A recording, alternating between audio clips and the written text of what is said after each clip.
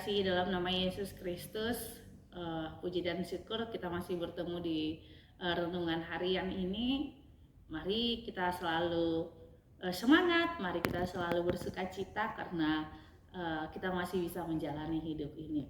Oleh karena itu sebelum kita mendengarkan renungan ini, mari kita bersatu dalam doa. Ya Roh Kudus, Engkau adalah Allah kami. Tuhan Yesus, Tuhan, kami mau mendengarkan firman-Mu. Ajar kami tetap setia sama seperti Maria. Ajar kami Tuhan tetap setia sama seperti Paulus dan juga tokoh-tokoh di dalam Alkitab.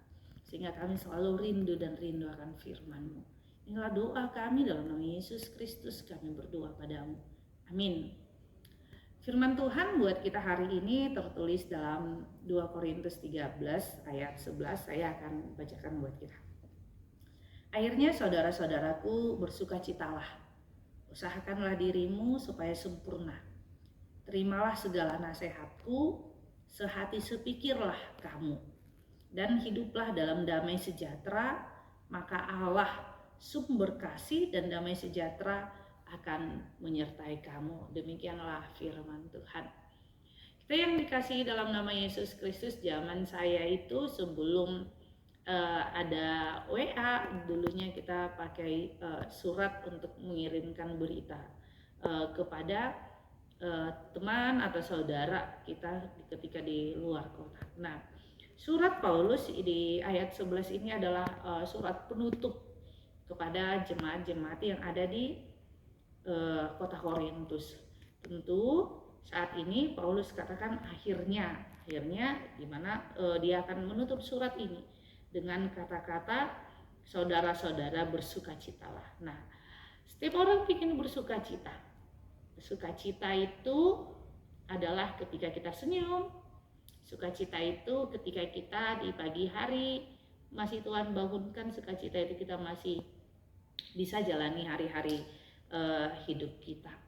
Nah, tapi apakah hanya sebatas itu sukacita yang mau dilihat oleh Paulus?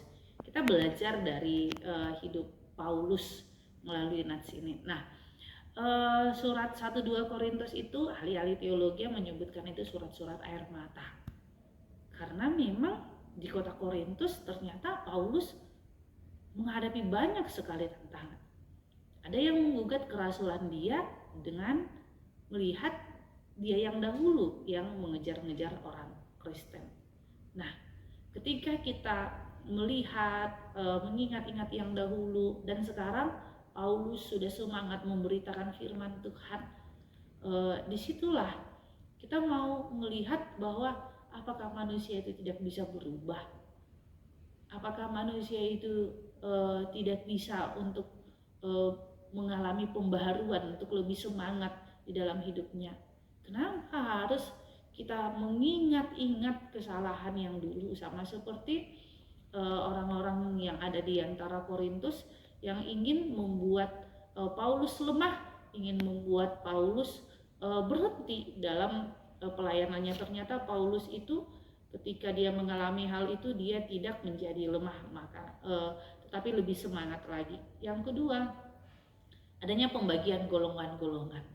Artinya di kota Korintus di jemaat itu ada golongan Apolos, ada golongan Paulus, ada golongan Petrus ya atau Petra ya, kemudian ada golongan Kristus. Mereka sebut ini golongan ini, dan terjadilah perpecahan. Karena itu Paulus katakan nggak ada golongan A, B, C, D, tapi semuanya kita melayani ini untuk Tuhan. Kenapa kita harus buat pembagian golongan-golongan itu? Nah, ketika hal itu terjadi dan banyak lagi pertentangan yang dihadapi oleh Paulus, baik dari ahli-ahli orang-orang pintar yang berkata-kata, itu apakah Paulus menjadi lemah? Ternyata tidak. Dia bersukacita di dalam setiap hidupnya. Kenapa Paulus bisa bersukacita? Padahal kerasulannya digugat, kemudian ada perpecahan ya di tengah-tengah persekutuan, tapi dia bersukacita, mungkin ya bisa saya katakan enjoy saja dengan hal yang terjadi itu. Satu hal, dia melayani untuk Tuhan. ketika dia melayani untuk Tuhan, berarti dia mempunyai iman. Nah, itu yang mau diajarkan Paulus kepada kita. Ketika sekeliling saling mencemooh sama satu sama lain, hanya melihat kelemahan, hanya melihat kekurangan, atau dari setiap kelompok tidak ada lagi kesatuan, ya, disinilah Paulus mau katakan, mari usahakanlah. Ini kalimat selanjutnya, usahakanlah dirimu, ya, bisa sempurna. Sempurna dalam arti bahwa kita bisa mampu. Ya, yang sempurna itu hanya Allah, tetapi Allah yang menyempurnakan kita, Allah yang memampukan kita. Sehingga Paulus mengatakan, aku menasihatkan kamu sehati sepikirlah dalam damai sejahtera. Artinya Paulus mengatakan bahwa sekalipun di tengah-tengah persekutuan itu ada kelompok-kelompok, mari menjadi agen-agen perdamaian. Jangan mau menjadi agen-agen kompor meleduk. Jangan mau jadi agen-agen yang memecah belah. Tetapi mari bersatu padu untuk mendoakan. Supaya bagaimana? Supaya ada damai sejahtera. Supaya bagaimana? Supaya dikatakan bahwa Allah sumber kasih itu akan menyertai engkau, katanya. Artinya tentu ketika kita memperoleh pertentangan, dicemooh, Tuhan mau katakan, maka bersukacitalah. Dan lihatlah ketika kita bersukacita, dan disitulah Tuhan mau suruh kepada kita melalui nasihat ini, mari indahnya satu kesatuan. Mari indahnya ketika kita melihat ada kasih Kristus, ada damai sejahtera. Kalau kita mau, ya, berarti dari kita dulu. Sehati, sepikir. Artinya bagaimana? Ya, jangan terlalu lama lah menjauh dari persekutuan, jangan terlalu lama menjauh dari Tuhan. Karena apa? Karena terkadang juga Allah nggak suka orang-orang yang menjauh, tapi mereka yang mau, ayo sama-sama kita sehati sepikir. Ayo kita sama-sama memperbaiki yang kurang. Jangan marah lari dari persekutuan. Amin. Kita bersatu dalam doa. Terima kasih Tuhan Yesus buat anugerah-Mu, buat cinta kasih-Mu. Ajar kami seperti Paulus, Tuhan.